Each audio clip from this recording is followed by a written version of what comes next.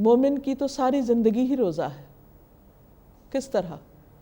کیونکہ جو شخص اللہ پر ایمان رکھتا ہے وہ تمام زندگی ان ساری چیزوں سے پرہیز کرتا ہے، ان سے بچتا ہے جن کو اللہ نے حرام قرار دیا، جو اللہ تعالیٰ کو پسند نہیں، کیونکہ اہل ایمان سب سے زیادہ اللہ سے محبت کرتے ہیں۔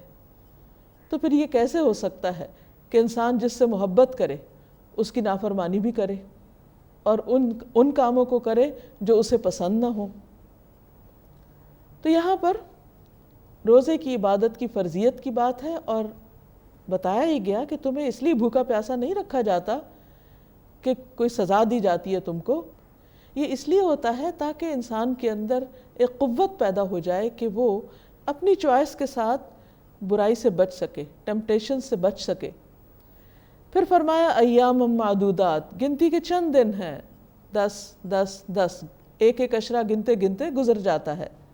فمن کان منکم مریضا، تو جو بیمار ہو، او علی سفر، یا مسافر ہو، فعدۃ من ایام اخر، تو وہ دوسرے دنوں میں گنتی پوری کر لے، یعنی جتنے دن اس نے رمضان میں روزہ نہیں رکھا ان دنوں کو گن لے، اور گنتی کے یہ دن باقی دنوں میں گن کر روزے رکھ کے رمضان کے 30 روزوں کی یا 29 روزے جتنے بھی ہوں ان کو پورا کر لے۔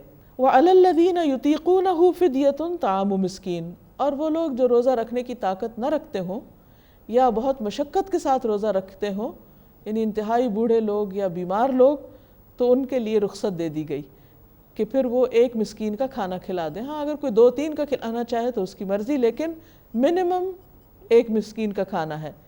فمن تطوع خیرا فہو خیر اللہ، جو خوشی سے کوئی نیکی کرے تو اس کے حق میں ہی اچھا ہے، کہ انسان فدیہ دے دے، بعد میں اگر اس کی صحت اچھی ہو گئی یا روزہ رکھنا چاہتا ہے کبھی تو وہ روزہ بھی رکھ لے، یا پھر یہ ہے کہ ایک مسکین کی بجائے کئی مسکینوں کو کھانا کھلا لے۔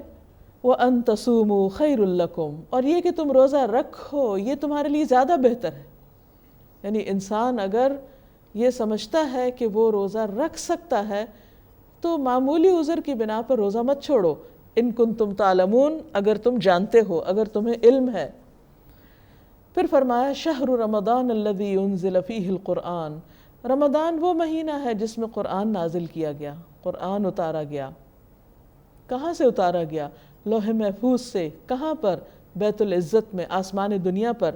اور پھر رمضان میں ہی آسمان دنیا سے، بیت العزت سے، نبی صلی اللہ علیہ وسلم کے قلب مبارک پر، جب آپ غار حرا میں تشریف فرما تھے اور پہلی وحی آپ پر نازل ہوئی، تو وہ رمضان ہی کی ایک رات تھی جس کو لیلۃ القدر کہا جاتا ہے۔ انا انزلناہ فی لیلۃ القدر، ایک اور جگہ پر اس کو لیلۃ المبارکہ بھی کہا گیا ہے، برکتوں والی رات۔ کیا ہے قرآن؟ ھدی للناس، سارے انسانوں کو ہدایت یا رہنمائی دینے کے لیے آئی ہے۔ وبینات من الہدی والفرقان، اس قرآن کے اندر ہدایت اور حق و باطل میں فرق کرنے والے روشن دلائل موجود ہیں، واضح آیات موجود ہیں، واضح احکامات موجود ہیں۔ انسان کے لیے کن چیزوں میں فائدہ اور کن میں نقصان، وہ سب کچھ یہاں بتایا گیا ہے۔ نبی صلی اللہ علیہ وسلم رمضان میں قرآن مجید کے ساتھ خصوصی تعلق قائم کیا کرتے تھے، عام دنوں کی نسبت زیادہ۔ ہر رات کو جبریل علیہ السلام آپ سے آ کر ملتے اور آپ انہیں قرآن مجید سناتے، جتنا حصہ قرآن مجید کا نازل ہو چکا تھا اس سارے کا دور کرتے۔ آخری رمضان یعنی آپ صلی اللہ علیہ وسلم کی زندگی کا جو آخری رمضان تھا اس میں آپ نے یہ دور 2 بار کیا۔ اس کے علاوہ رات کو طویل قیام بھی کیا، اور 3 راتوں کے لیے آپ نے صحابہ کو تراویح بھی پڑھائی اور اس میں بھی طویل قرات کی۔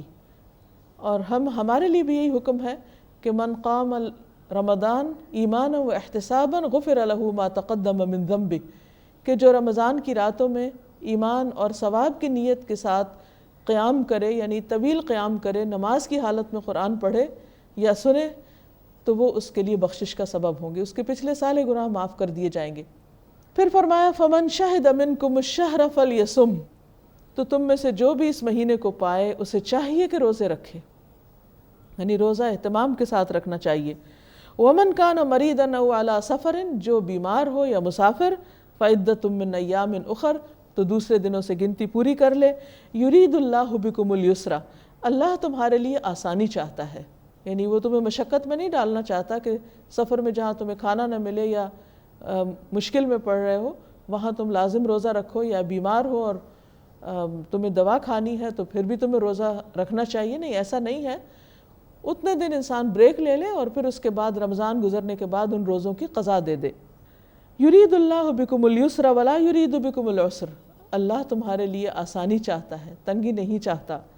وَلِتُكْمِلُوا الْعِدَّةَ، لیکن اس کے ساتھ اور کیا چاہتا ہے؟ تاکہ تم گنتی پوری کرو۔ گویا انسان کو بلوغت کی حالت میں، اس کی زندگی میں جتنے بھی رمضان گزرے، ان رمضانوں کے ہر دن کا روزہ اس پر فرض ہے، خود رکھے گا۔ اگر کسی وجہ سے وہ رکھ نہیں سکتا، یعنی وقتی طور پر، تو قضا دے گا، لیکن اگر قضا کرنے کے بھی قابل نہیں ہے تو فدیہ دے گا، لیکن اس گنتی کو پورا کرنا ضروری ہے۔ وَلِتُكَبِّرُوا اللَّهَ عَلَى مَا هَدَاكُمْ، اور تاکہ تم اللہ کی بڑائی بیان کرو اس پر جو اس نے تم کو ہدایت دی۔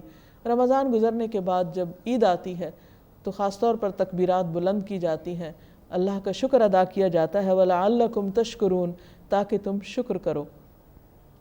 پہلی آیت میں فرمایا لعلکم تتقون، اور یہاں پر فرمایا لعلکم تشکرون۔ تو اس سے پتہ یہ چلتا ہے کہ روزہ سے جہاں ایک طرف تقوی انسان کے اندر آتا ہے، وہاں دوسری طرف شکر کے جذبات بھی پیدا ہوتے ہیں۔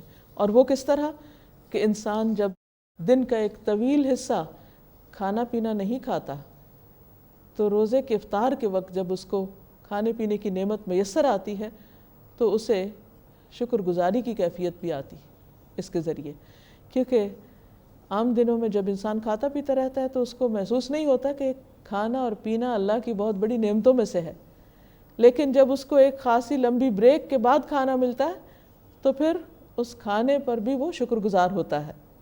وَإِذَا سَأَلَكَ عِبَادِي عَنِّي فَإِنِّي قَرِيب، جب میرے بندے آپ سے میرے بارے میں پوچھیں تو آپ انہیں بتا دیجئے کہ میں بہت قریب ہوں۔